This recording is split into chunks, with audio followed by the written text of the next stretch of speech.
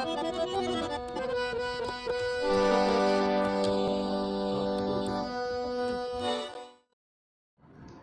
वालेकुम दोस्तों, सारे दोस्तों ਨੂੰ अहमद रज़ा ਵੱਲੋਂ सलाम, सत श्री अकाल और आदाब।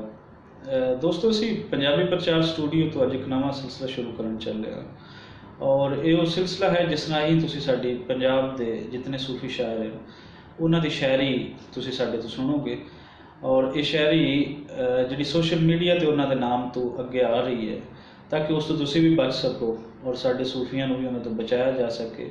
ਸਾਡੇ ਸੂਫੀਆਂ ਕੋਲ ਆਪਣਾ ਬਹੁਤ ਜ਼ਿਆਦਾ ਕਲਾਮ ਹੈ ਜਿਸ ਨੂੰ ਸੁਣਾਉਣ ਦੀ ਅੱਗੇ ਲਿਆਉਣ ਦੀ ਬੜੀ ਜ਼ਰੂਰਤ ਹੈ, ਨਾ ਕਿ ਉਹਨਾਂ ਦੇ ਨਾਮ ਤੇ ਜਿਹੜਾ ਕਾਮਿਆਨਾ ਗਲੀ ਮੁਹੱਲਿਆਂ ਦੀ ਸ਼ਾਇਰੀ ਹੈ ਉਹ ਉਹਨਾਂ ਦੇ ਨਾਮ ਤੇ ਪਾਈ ਜਾ ਸਕੇ। ਔਰ ਇਸ ਸਿਲਸਿਲੇ ਦੇ ਪਹਿਲੇ ਸ਼ਾਇਰ ਜਿਹੜੇ ਅਸੀਂ ਚੁਣੇ ਨੇ ਉਹ ਹਨ ਸਰਕਾਰ ਬੁੱਲੇ ਸ਼ਾਹ। ਸਰਕਾਰ ਬੁੱਲੇ ਸ਼ਾਹ ਦੇ ਪਹਿਲੀ ਇਸ ਕਿਸ ਦੇ ਵਿੱਚ ਅਸੀਂ ਉਹਨਾਂ ਦੀ ਹਯਾਤੀ ਬਾਰੇ ਔਰ ਉਹਨਾਂ ਦੀ ਜਿਹੜੀ ਸ਼ਾਇਰੀ ਦੀ ਫਿਕਰ ਹੈ, ਸ਼ਾਇਰੀ ਦਾ ਜੋ ਨਜ਼ਰੀਆ ਹੈ ਉਹਦੇ ਬਾਰੇ ਅਸੀਂ ਕੁਝ ਡਿਸਕਸ ਕਰਾਂਗੇ। ਬੁੱਲੇ ਸ਼ਾਹ ਸਾਹਿਬ 1680 ਨੂੰ ਉੱਚ ਗਿਲਾਨੀਆਂ ਜ਼ਿਲ੍ਹਾ ਬਹਾਵਲਪੁਰ ਦੇ ਵਿੱਚ ਪੈਦਾ ਹੁੰਦੇ ਨੇ। ਜਿਹੜਾ ਇਹ ਉਹ ਦੌਰ ਸੀ ਜਦੋਂ ਹਿੰਦੁਸਤਾਨ ਤੇ ਔਰੰਗਜ਼ੇਬ ਦੀ ਹਕੂਮਤ ਸੀ ਔਰ ਸਮਾਜੀ ਔਰ ਸਿਆਸੀ ਲਿਹਾਜ਼ ਨਾਲ ਬੜਾ ਭੱਜ ਟੁੱਟ ਦਾ ਦੌਰ ਸੀ, ਜਿਹੜਾ ਅਸੀਂ ਅੱਗੇ ਆ ਕੇ ਉਹਦੇ ਬਾਰੇ ਕੋਈ ਤਫਸੀਲਨ ਬੁੱਲੇ ਸ਼ਾਹ ਦੀ ਸ਼ਾਇਰੀ ਦੇ ਵਿੱਚ ਜੋ ਸਾਨੂੰ ਮਿਲਦਾ ਹੈ ਉਹ ਵੀ ਤੁਹਾਨੂੰ ਦੱਸਾਂਗੇ। ਅੱਜ ਆਪ ਦੀ ਉਮਰ ਕੋਈ 5-6 ਸਾਲ ਹੀ ਸੀ ਕਿ ਆਪ ਦੇ ਵਾਲਿਦ ਸਾਹਿਬ ਉੱਚਲ ਕੇ ਸਾਹੀਵਾਲ ਦੇ ਲਾਗੇ ਮਲਕਵਾਲ ਕੋਲ ਆ ਜਾਂਦੇ ਔਰ ਉੱਥੋਂ ਫਿਰ ਅੱਗੇ ਪਾਂਡੋਕੀ ਕਸੂਰ ਦੇ ਵਿੱਚ ਆ ਜਾਂਦੇ ਨੇ। ਕਸੂਰ ਔਰ ਲਾਹੌਰ ਦੇ ਵਿਚਕਾਰ ਇੱਕ ਕਸਬਾ ਹੈ, ਦੋਨੋਂ ਸਾਈਡਾਂ ਤੋਂ ਇੱਕੋ ਜਿੰਨਾ ਪੰਧ ਦਾ ਸਾਨੂੰ ਪੈਂਦਾ। ਲਾਹੌਰ ਤੋਂ ਦੱਖਣ ਵਾਲੀ ਸਾਈਡ ਤੇ ਹੈ ਤੇ ਤਕਰੀਬਨ ਵੀ ਇਹ ਹੋਏਗਾ 20-25 ਕਿਲੋਮੀਟਰ ਦਾ ਸਫ਼ਰ ਉਹ ਇਤਨਾ ਬਣੇਗਾ।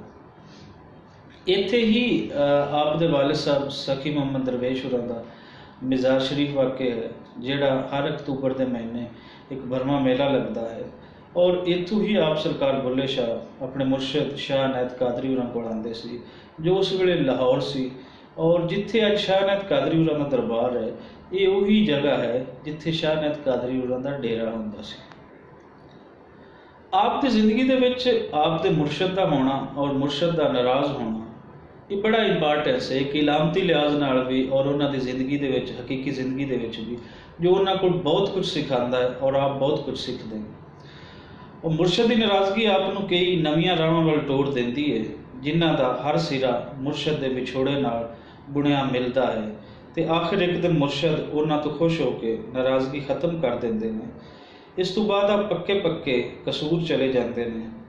ਆਪਣੇ ਹੱਕ ਸੱਚ ਦੇ ਨਜ਼ਰੀਆਤ ਦੇ ਬਿਆਨ ਤੇ ਮਜ਼ਹਬੀ ਔਰ ਬਾਦਸ਼ਾਹਾਨਾ ਤਬਕਾ ਆਪ ਨੂੰ ਕਦੀ ਵੀ ਕਬੂਲ ਨਹੀਂ ਕਰਦਾ।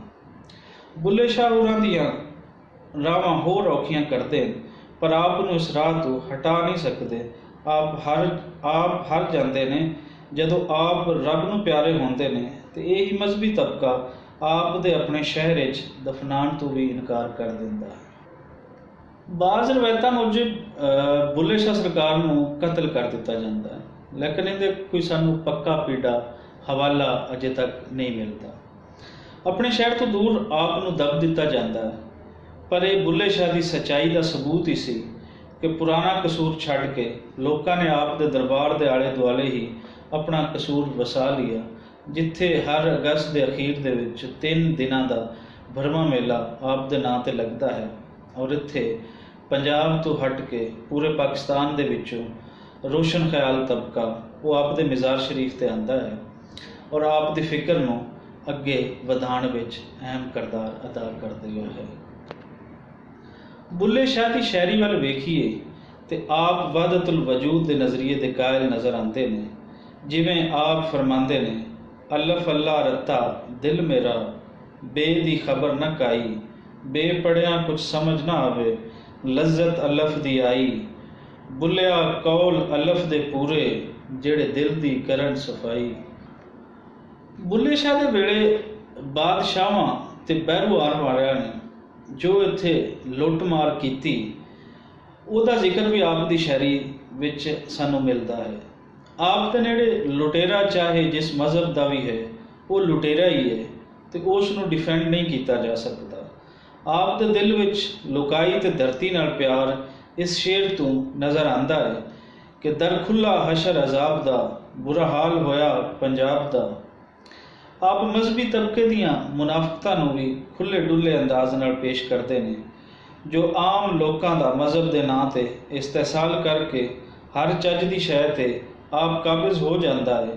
एक नुकते विच गल मुकदी है, अंदर तां आप खुल के दसदे ने। एक नुकते विच गल मुकदी है, एक नुकते विच गल मुकदी है। फड़ नुकता छोड़ हिसाबां नूं, कर दूर कुफर दियां बाबां नूं, छड़ दोज़ख गोर अजाबां नूं, कर साफ दिले दियां खाबां नूं। गल इसे घर विच ढुकदी है, एक नुकते विच गल मुकदी है। एवें मत्था जमीन गसाई दा, पा लम्मा महराब विखाई दा, पढ़ कलमा लोक हसाई दा, दिल अंदर समझ ना लियाई दा। कदी बात सच्ची भी लुकदी है, एक नुकते विच गल मुकदी है।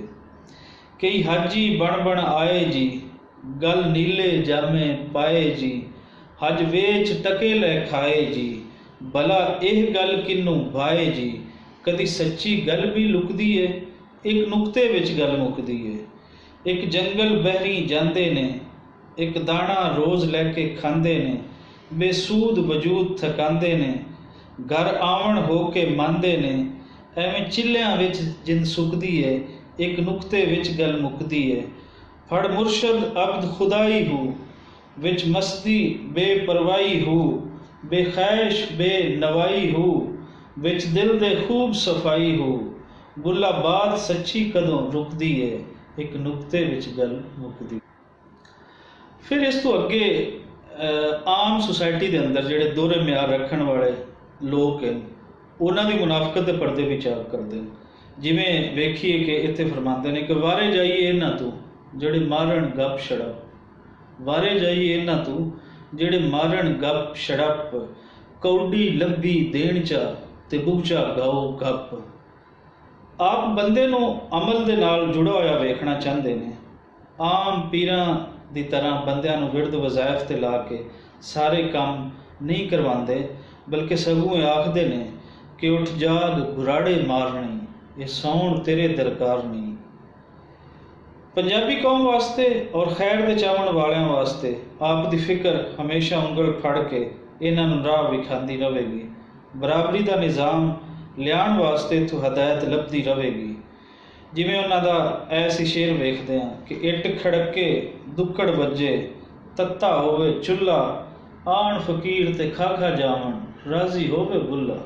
बुल्ले शाह ने काफियां दे नाल नाल दोड़े और सी हरफियां भी लिखियां। आप दे कुछ दोड़े तुहाडी नज़र करदे हां। रंग महली जा चढ़ियो, लोकी पुछण आखण खैर, असां ये कुछ दुनिया तो वटिया, मूँह काला ते नीले पैर।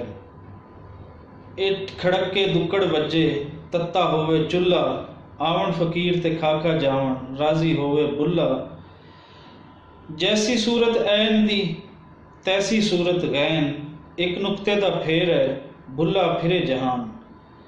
खा हराम ते पढ़ शुकराना, कर तौबा तर्क सवाबू, छोड़ मसीत ते पकड़ किनारा, तेरी छुट सी जान अजाबू। ओ हर्फ कदे ना पढ़िए, मत रहसी जान जवाबू, बुल्ले शाह चल उथे चलिए, जिथे मना न करन शराबू। फिर अगे चल के एक तलकीन जिहड़ी फरमांदे ने वो सुनो, वो वेखो कि बुल्ला रब कहो ना कहो, आई सूरतों सच्चा हो। बुल्ला रब कहो ना कहो, आई सूरतों सच्चा हो। गल समझ लई ते रोड़ा की, ये राम रहीम ते मौला की। आप दा विसाल 1752 दे विच कसूर दे विच हुंदा है। और जिस तरह असीं पहले दस चुके हैं कि आप दा जनाजा मजहबी तबके ने कसूर शहर विच नहीं पढ़न दिता सी और आप नूं शहर तो दूर इत्थे दब दिता गया सी, जिथे अज आप दा मज़ार मुबारक है। और इत्थे एक नवां शहर कसूर बनता है। लोकां बने आप दा विसाल 1752 विच हो जाता है, पर आप ही फरमाते हैं कि बुल्ला शाह असा मरना नहीं, गोर पिया कोई होर। इंसान मर जाते, वजूद मर जाते, मिट्टी हो जाते, लेकिन इंसान की फिक्र, इंसान के नज़रियात अगर उन्होंने विच सच्चाई है ਤੇ ਉਹ ਹਮੇਸ਼ਾ ਜਿੰਦੇ ਰਹਿੰਦੇ ਨੇ, ਜਿਵੇਂ ਅੱਜ ਬੁੱਲੇ ਸ਼ਾਹ ਸਰਕਾਰ ਸਾਡੇ ਸਾਹਮਣੇ ਜੀ ਰਹੇ ਨੇ ਔਰ ਹਰ ਪੰਜਾਬੀ ਦੇ ਦਿਲ ਦੇ ਵਿੱਚ ਵਸਦੇ ਨੇ। ਪਰ ਲੋੜ ਇਸ ਗੱਲ ਦੀ ਹੈ ਅੱਜ ਕਿ ਬੁੱਲੇ ਸ਼ਾਹ ਨੂੰ ਸਾਡੇ ਪੰਜਾਬੀਆਂ ਨੂੰ ਪੜ੍ਹਾਇਆ ਜਾਵੇ। ਬੁੱਲੇ ਸ਼ਾਹ ਦੀ ਉਹ ਫਿਕਰ ਜਿਹੜੀ ਹੈ ਉਹਨੂੰ ਦਰਬਾਰਾਂ ਦੇ ਵਿੱਚ, ਉਹਨੂੰ ਚਾਦਰਾਂ ਦੇ ਥੱਲੇ ਉਹ ਦੱਬਿਆ ਨਾ ਜਾਵੇ, ਉਹਨੂੰ ਆਮ ਕੀਤਾ ਜਾਵੇ ਔਰ ਉਹਦਾ ਆਮ ਹੋਣਾ ਹੀ ਸਾਡੇ ਪੰਜਾਬ ਵਾਸਤੇ, ਸਾਡੇ ਆਮ ਲੋਕਾਂ ਵਾਸਤੇ ਫਾਇਦਾਮੰਦ ਹੈ।